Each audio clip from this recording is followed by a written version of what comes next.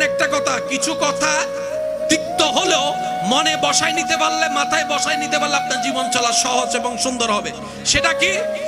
আপনি হাজার চেষ্টা করলেও এই পৃথিবীর সব মানুষকে খুশি সন্তুষ্টি রেখে চলতে পারবেন না, কখনোই পারবেন না।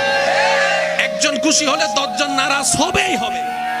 তো আপনি যখন ওই 10 জন নারাজ হলে, বদনাম করলে, পিছনে লাগলে আপনার মনে কষ্ট হয়, তখন আপনার রাস্তাটা দীর্ঘতি হয়ে যায়, আপনার পথ চলা দীর্ঘতি হয়ে যায়। আপনি পিছনে তাকাতে সামনে তাকাতে পারেন না। তাই শ্রদ্ধার সাথে বলি, বদনামকারীকে বদনাম করে পিছনে থাকতে দেন। আপনি আল্লাহর রহমতকে সামনে নিয়ে, ধৈর্য নিয়ে সামনে আগাইতে থাকেন। সে বদনাম করে আপনার গুনাহ নিতেই থাকুক, আপনি ধৈর্য ধরে সওয়াবের পাহাড় বানাইতে থাকেন। সুবহানাল্লাহ।